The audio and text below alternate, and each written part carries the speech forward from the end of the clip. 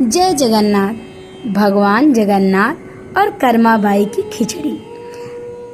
भगवान श्री कृष्ण की परम उपासक कर्माबाई जी जगन्नाथपुरी में ही रहती थी।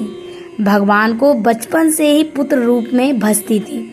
ठाकुर जी के बाल रूप से वह रोज ऐसे बातें करती थी जैसे ठाकुर जी उनके पुत्र हों और उनके घर में ही रहते हों। एक दिन कर्माबाई की इच्छा हुई कि ठाकुर जी को फल मेवे की जगह अपने हाथ से कुछ बनाकर खिलाऊं। उन्होंने जगन्नाथ प्रभु को अपनी इच्छा बतलाई। भगवान तो भक्तों के लिए हमेशा प्रस्तुत रहते हैं। प्रभु जी बोले, माँ जो भी बनाया हो वही खिला दो, बहुत भूख लगी है। कर्माबाई ने खिचड़ी बनाई थी। ठाकुर जी को खिचड़ी खाने को दे दी। प्रभु बड़े चाव से खिचड़ी खाने लगे और कर्माबाई ये सोचकर भगवान को पंखा डुलाने लगी कि कहीं गर्म खिचड़ी से मेरे ठाकुर का मुंह ना जल जाए। संसार को अपने मुख में समाने वाले भगवान को कर्माबाई एक माता की तरह पंखा कर रही थी और भगवान भक्त की भावना से भाव विभोर हो रहे थे। भक्त वात्सल्य। भगवान ने कहा, माँ मुझे तो खिचड़ी बहुत अच्छी लगी, मेरे लिए आप रोज खिचड़ी ही पकाया करें, मैं तो यही आकर खाऊंगा। अब तो कर्माबाई जी रोज सुबह उठती और सबसे पहले खिचड़ी बनाती, बाकी सब कुछ बाद में करती थी। भगवान भी सुबह सुबह दौड़े चले आते थे, कहते थे, माँ जल्दी से मेरी प्रिय खिचड़ी लाओ। प्रतिदिन का यही कर्म बन गया था। भगवान सुबह सुबह आते, भोग लगाते और फिर चले जाते। एक बार महात्मा कर्माबाई के पास आए। महात्मा ने उन्हें सुबह सुबह खिचड़ी बनाते देखा तो नाराज होकर कहा, माता जी आप यह क्या कर रही हैं? सबसे पहले नहा धोकर पूजा पाठ करनी चाहिए, लेकिन आपको तो पेट की चिंता सताने लगी है। कर्माबाई बोली, क्या करूं महाराज जी, संसार जिस भगवान की पूजा अर्चना कर रहा होता है वही सुबह सुबह भूखे आ जाते हैं, उनके लिए ही तो सब काम छोड़कर खिचड़ी पकाती हूँ। महात्मा ने सोचा कि शायद कर्माबाई की बुद्धि फिर गई है, यह तो ऐसे बोल रही है जैसे भगवान इसकी बनाई खिचड़ी के ही भूखे बैठे हुए हैं। महात्मा कर्माबाई को समझाने लगे, माता जी तुम भगवान को अशुद्ध कर रही हो। सुबह स्नान के बाद पहले रसोई की सफाई करो, फिर भगवान के लिए भोग बनाओ। अगले दिन कर्माबाई ने ऐसा ही किया।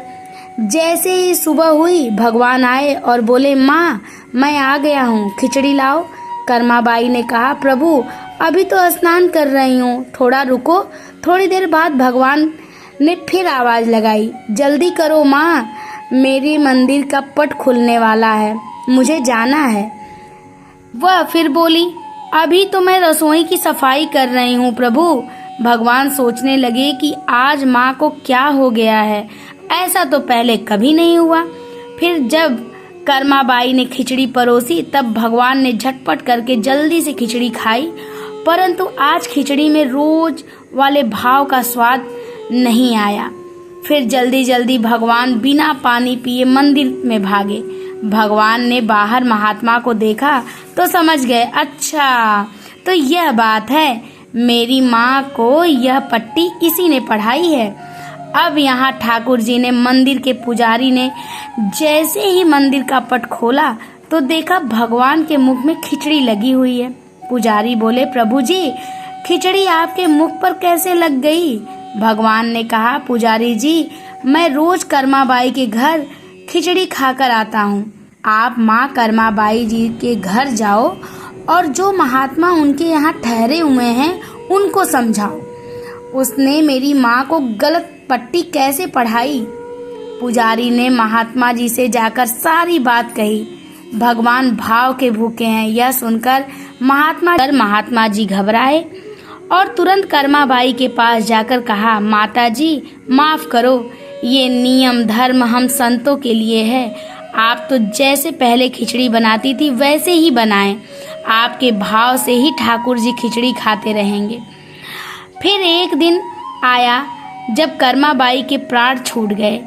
उस दिन पुजारी ने मंदिर के पट खोले तो देखा भगवान की आंखों में आंसू हैं और प्रभु रो रहे हैं। पुजारी ने रोने का कारण पूछा तो भगवान बोले, पुजारी जी, आज मेरी माँ कर्माबाई इस लोक को छोड़कर मेरे नित्य लोक को विदा हो गई हैं। अब मुझे कौन खिचड़ी बनाकर खिलाएगा? पुजारी ने कहा, प्रभु जी, आपको माँ की कमी महसूस नहीं होने देंगे।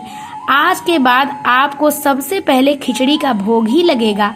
इस तरह से आज भी जगन्नाथ मंदिर में जगन्नाथ भगवान को पहले खिचड़ी का भोग लगाया जाता है। जय जगन्नाथ।